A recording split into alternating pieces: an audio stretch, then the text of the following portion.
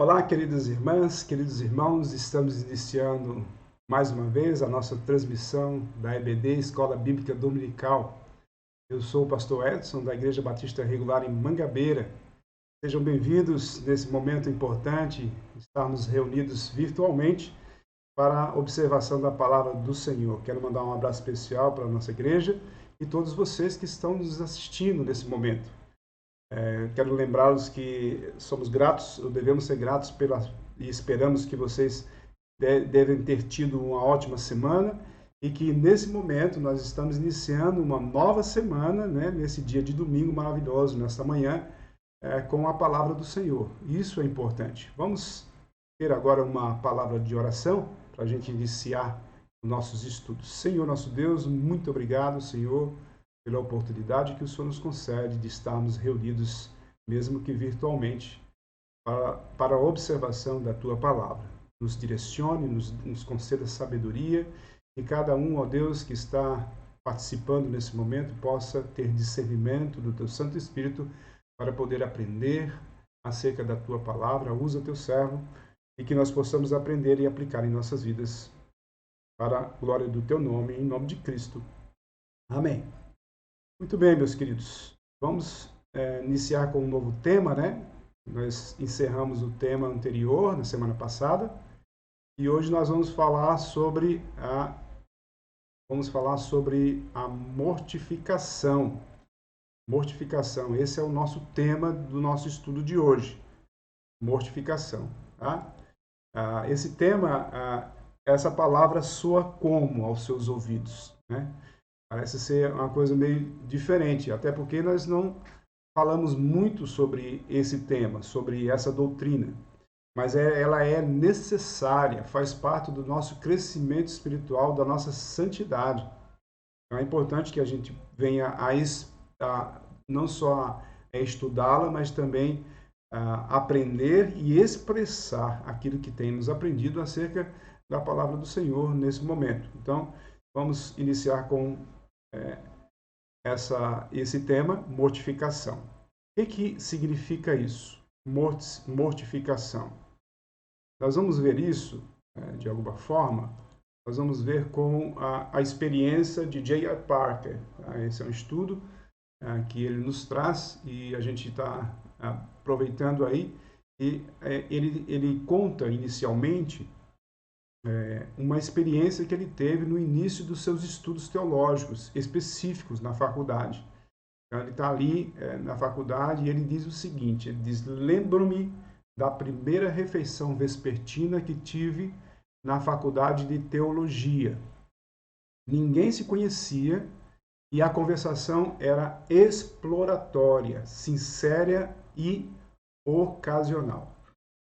Observe aí o que ele está falando, né? Ele está sentado e está começando a conhecer as pessoas e está conversando com uma pessoa.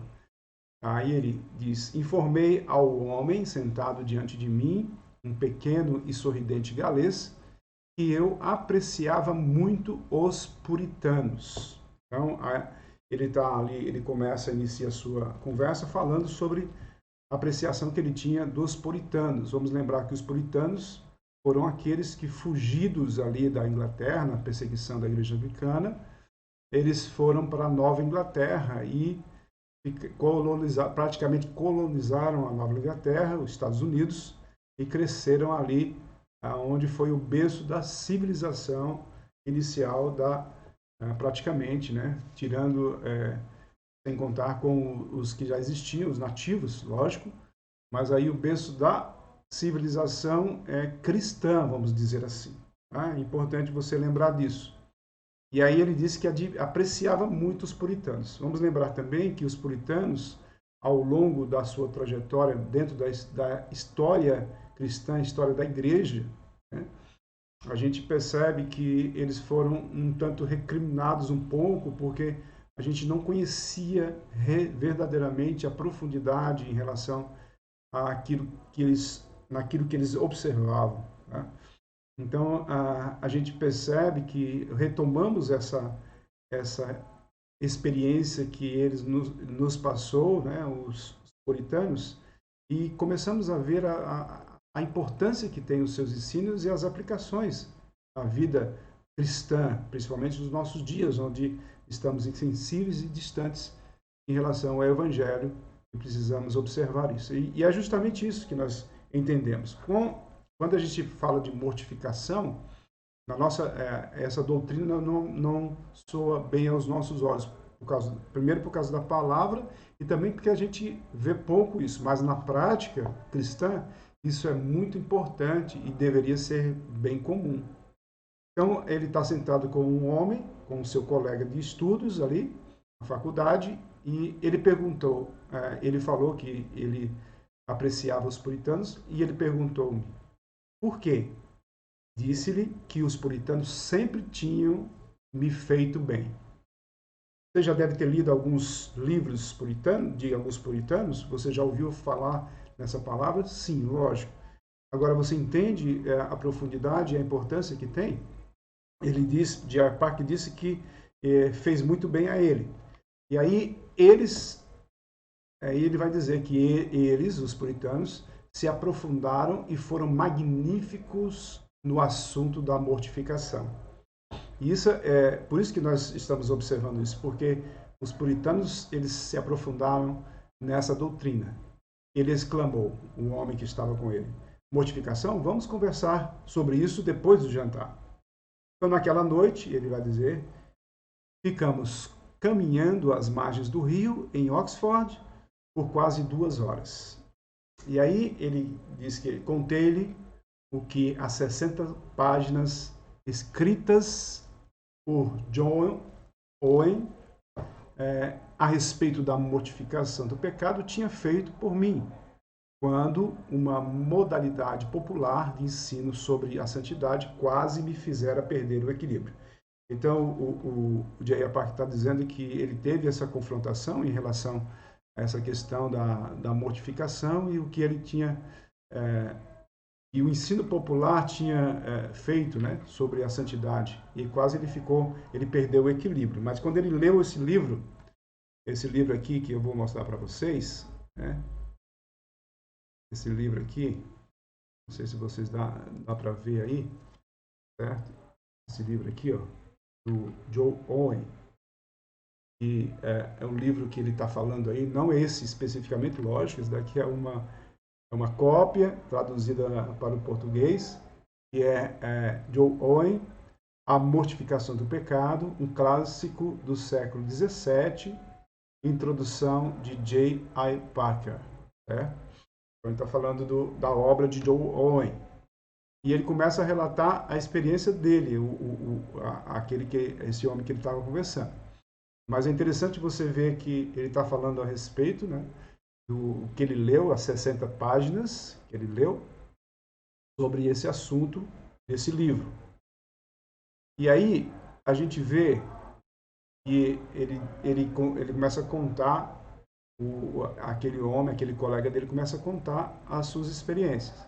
Ele me falou de suas agonias em uma comunidade voltada às emoções, onde era professado o perfeccionismo, onde os padrões morais estavam em decadência e a palavra mortificação era um tabu, porque todos supunham já haver ultrapassado essa fase.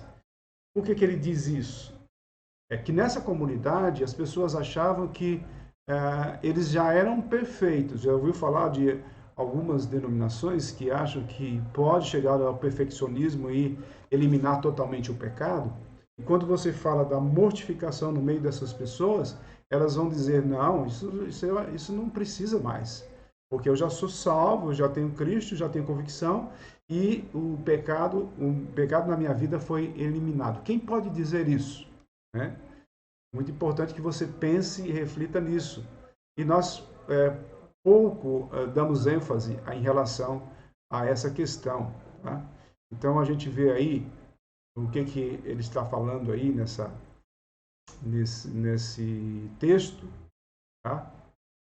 Onde ele diz lá que ele me falou de suas agonias em uma comunidade voltada às emoções, onde era professado o perfeccionismo, onde os padrões morais estavam em decadência e a palavra mortificação era um tabu, porque todos supunham já haver ultrapassado essa fase. Nós não jamais, né? Só quando tivermos o corpo glorificado nós vamos ultrapassar essa fase, né? Essa fase vai do começo ao final da nossa vida. Então, em uma atmosfera assim, Deus lhe ensinara, ele dando relato, o homem dando relato para ele, Deus lhe ensinara que o pecado não é desarraigado de nós, nem se torna impotente em nós, em qualquer estágio desta vida. E que a vigilância, a oração, o suspeitar de si mesmo, com frequentes exames do coração e dos atos, são disciplinas vitais a fim de que o indivíduo não caia em tentação sem ao menos perceber o que está sucedendo. Então, quando nós negligenciamos, quando nós não temos uma vida cristã voltada mais para o nosso, para avaliar a nós mesmos, quando nós esquecemos de pregar o evangelho para nós mesmos, lembrando o que Jesus fez por nós, né? A grandiosidade e a abrangência do amor de Deus por nós através do seu Filho, nós perdemos, nós nos tornamos insensíveis e precisamos ter cuidado, né? Porque a gente sabe que o pecado não é desarraigado de nós, ele está constantemente em torno de nós, em nós constantemente. Então, eventualmente, ele sentiu-se obrigado a abandonar aquela comunidade, tendo sido difamado por ter feito isso. E aí, porém, enquanto estivera lá, sentira sopros de avivamento, e tanto na época como mais tarde, sempre se mostrara extremamente sensível diante das realidades espirituais, conforme acontece entre os crentes moldados por avivamento. Nós sabemos que isso acontece quando há avivamento. Né? Nós não temos uma noção. Nós ouvimos as histórias dos séculos passados de grandes avivamentos. Alguém falou que o Brasil teve um grande avivamento, um crescimento bem expressivo do número de evangélicos, mas isso não é avivamento. Avivamento é consciência cristã verdadeira da condição humana, de arrependimento mesmo e de mudança de vida.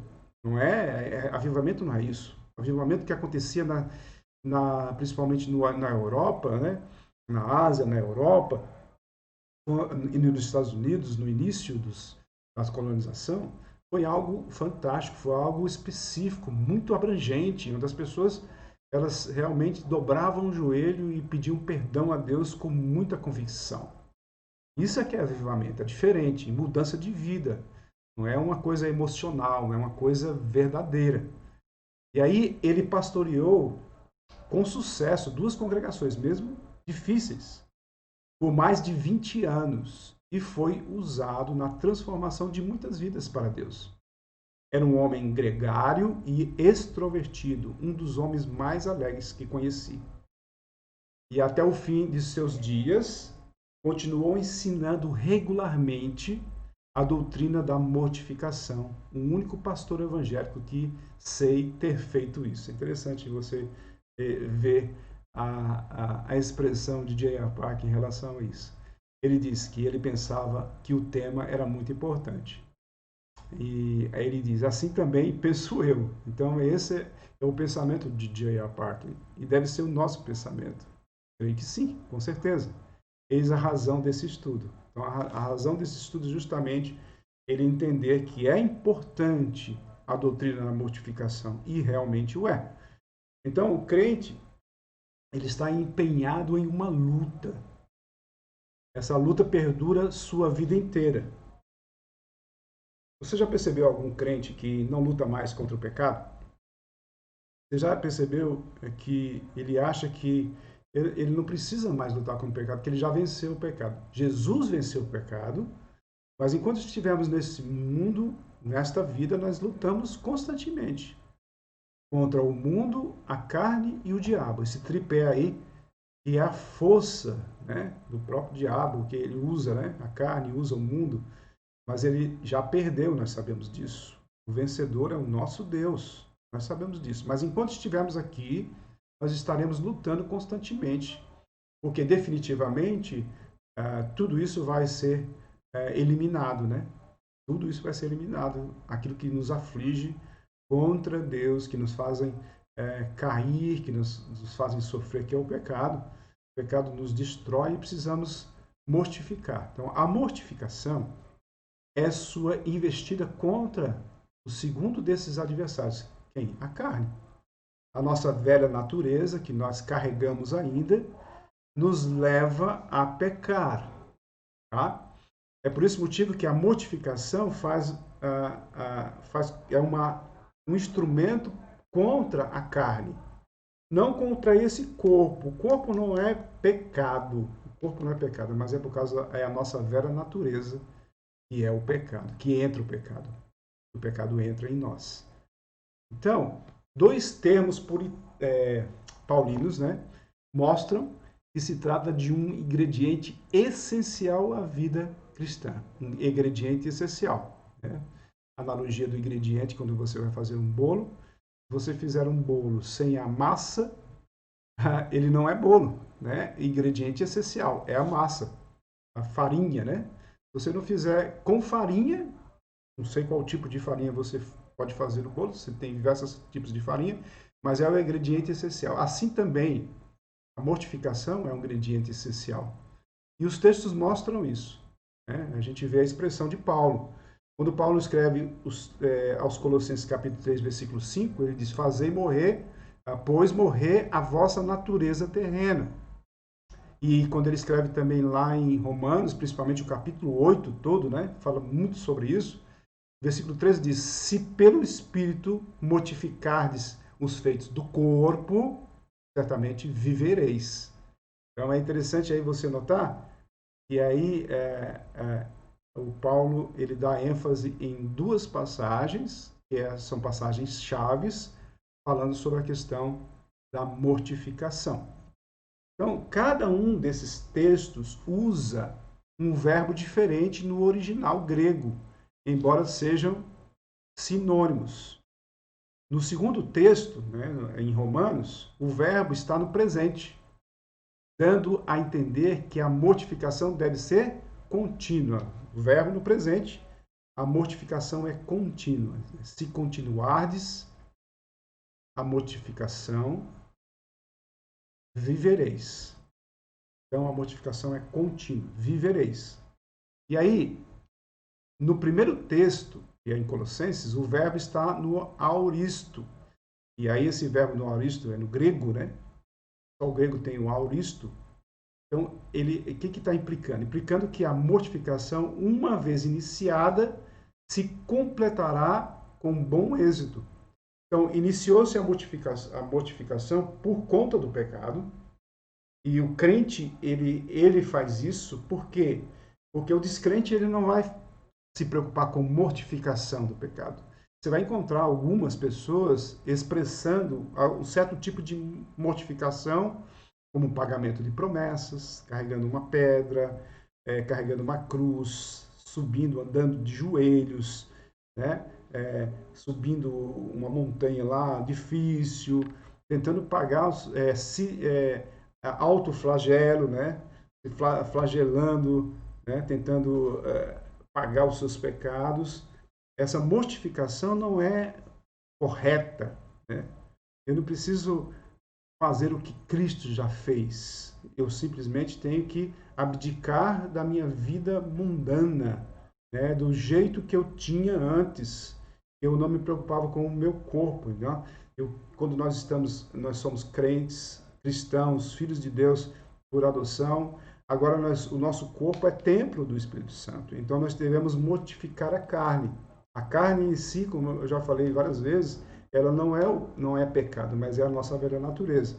Então, o primeiro dos dois textos diz-nos que o privilégio cristão torna a mortificação obrigatória. Como é obrigatória? A gente sabe que nada é obrigatório no Senhor, na vida, mas é obrigatório no sentido de que se eu sou crente, eu faço aquilo que deve fazer.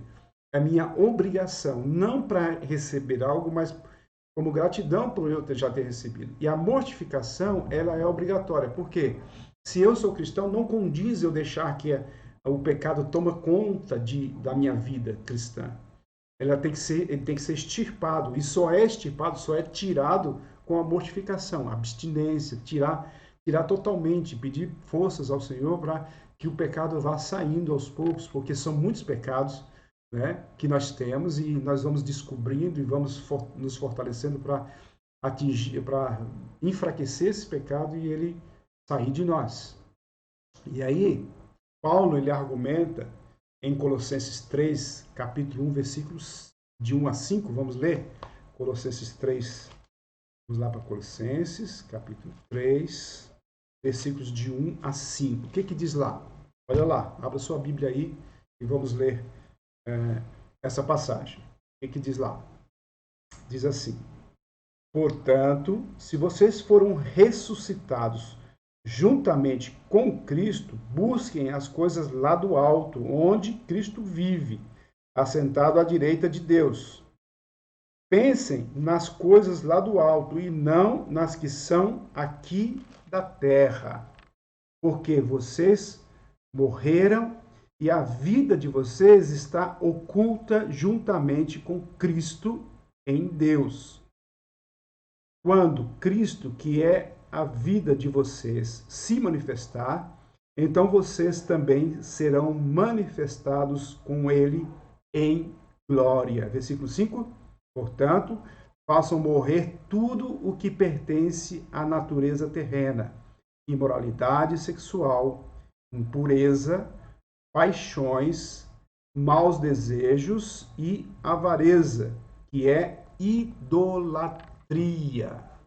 Então nós vemos aí, queridos irmãos, queridas irmãs, claramente, né, a nossa vida aí expressada nesses versículos e o desafio que temos de mortificar a carne, que nos leva sempre a distante de Deus, né? Distante de Deus completamente, quando nós deixamos que a barreira do pecado cresça em nossa volta. Tá? Então, Paulo argumenta com Colossenses 3, de 1 a 5, que nós acabamos de ler, que visto sermos participantes da vida ressurreta de Cristo, cidadãos dos céus, cujas expectativas estão nas regiões celestes, não mais filhos da ira, mas filhos de Deus e herdeiro da glória, devemos conduzir-nos convenientemente com nossa posição. Precisamos ser o que somos hoje, não o que éramos outrora. Lembra de quem você era anteriormente? Então nós precisamos ser o que nós somos agora, e não o que nós éramos. Assumir a nossa posição de filhos de Deus. Fazer diferença em nossa vida para as pessoas que estão em nossa volta. Então, o nosso maior desafio é mostrar a nossa identidade. Nossa identidade é Cristo. Então, isso só acontece gradativamente, nós vamos crescendo, extirpando o pecado da nossa vida e vamos sendo transformados e seremos santificados, né, à medida que usamos o instrumento da mortificação constantemente em nossa vida. Eu preciso ter essa convicção. Então, portanto, fazei morrer a vossa natureza terrena. Versículo 5, capítulo 3 de Colossenses. O segundo texto informa-nos que a mortificação é necessária no meio para chegarmos ao fim. Né? É o meio pelo qual nós chegamos ao fim. E chegamos, né? Porque a gente sabe que a própria palavra usada ali, inspirada por Deus, nos mostra isso. Ela é o caminho para a vida, a verdadeira vida. Para o bem-estar espiritual neste mundo e para a glória com Cristo no mundo vindouro. Então, ela não serve somente para o mundo vindouro, mas ela serve para o bem-estar espiritual. Estou falando bem-estar espiritual, não bem-estar material, espiritual. Vamos lembrar que na nossa vida nós não temos uma totalidade de bem-estar material, por mais que você busque, por mais que você se esmere nisso, você não vai ter. Mas o bem-estar espiritual, que é o mais importante para essa vida e para o mundo vindouro, é algo excelente que vem para a glória de Cristo. Então, a mortificação não compra para nós a vida eterna. Cristo já fez isso por nós, nós sabemos, mas faz parte da operosidade da vossa fé. Olha 1 Tessalonicenses capítulo 1, versículo 3. Olha lá. 1 Tessalonicenses capítulo 1, versículo 3. O que diz lá? Diz assim: lembrando-nos diante do nosso Deus e Pai da operosidade da fé em vocês, aliás, que vocês têm, da dedicação do amor de vocês e da firmeza da esperança que tem em nosso Senhor Jesus Cristo. A palavra é muito clara e direta. 1 Tessalonicenses 1:3, por meio da qual adquirimos e mantemos o dom gratuito de Cristo. Vamos ver Filipenses, depois você olha 1 Timóteo 6:12. Vamos ver Filipenses capítulo 3, versículo de 12 a 14. Vamos conferir lá. Filipenses 3, 12 a 14. O que diz lá? Olha lá. Filipenses 3, 12 a 14 diz: não que eu já tenha recebido isso ou já tenha obtido a perfeição, mas prossigo para conquistar aquilo para o que também fui conquistado por Cristo Jesus.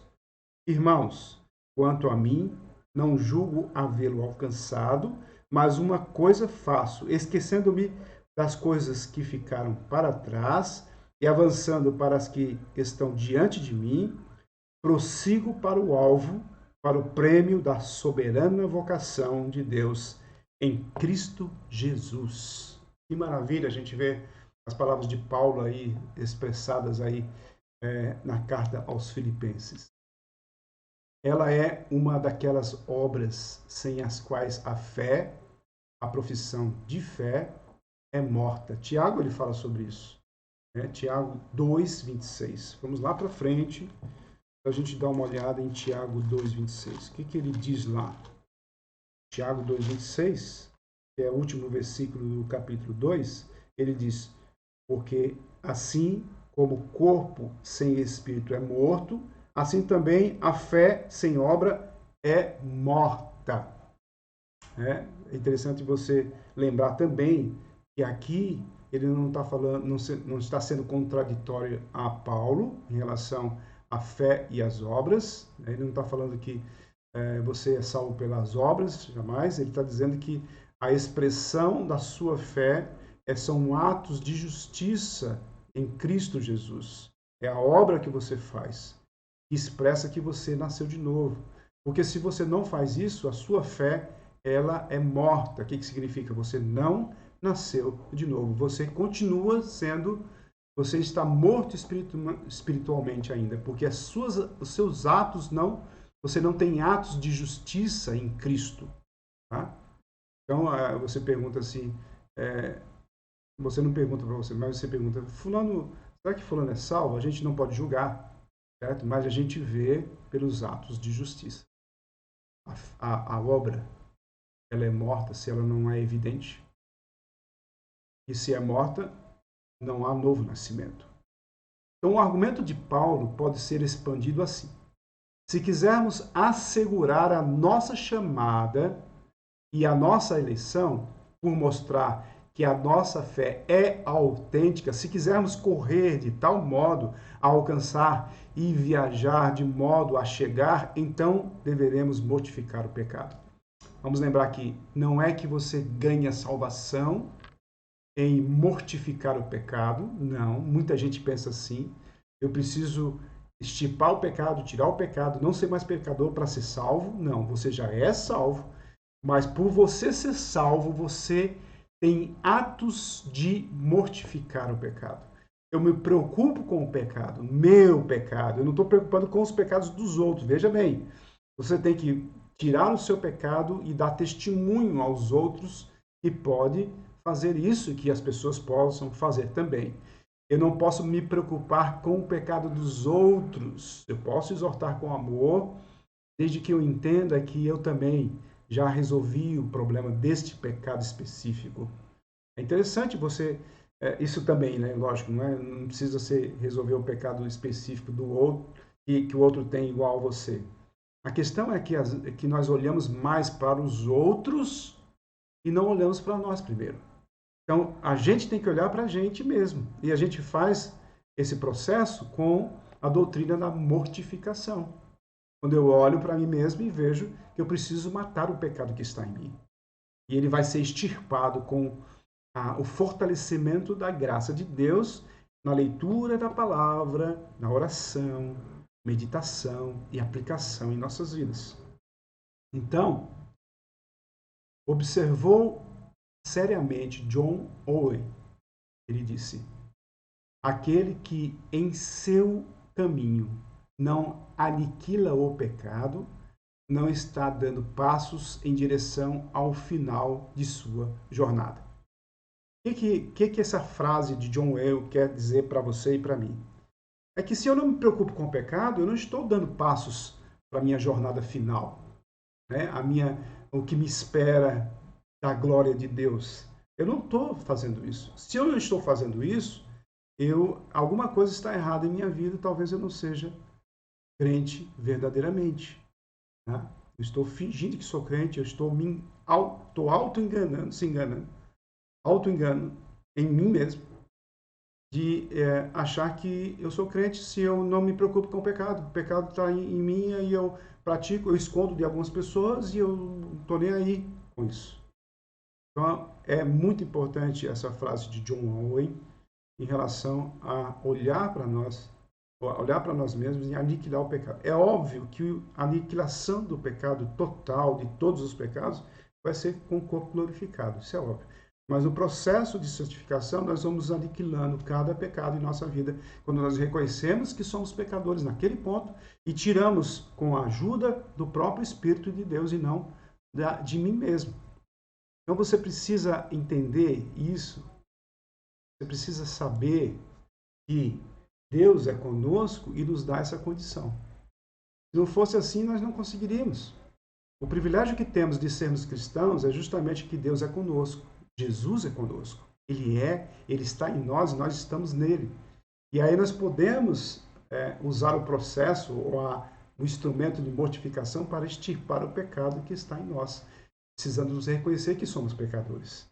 Nós não chegamos a um patamar altíssimo de dizer assim, olha, agora eu não tenho mais nenhum pecado, como algumas pessoas pensam. Não é assim. Obviamente não é assim. Nossa batalha, as nossas lutas são todos os dias. E o que depende de vencermos é que Cristo já venceu por nós, mas enquanto estivermos neste mundo, nós estaremos lutando contra o pecado, porque o pecado ainda não foi lançado no vale, no lago de fogo ainda. Mas será, né? Será. E quando nós estivermos com o corpo glorificado, o pecado já não existirá mais. Isso são promessas maravilhosas para nós. Mortificação. Nós vimos a primeira parte da introdução e vamos continuar. Né? E tem alguns pontos importantes que nós veremos. Tá?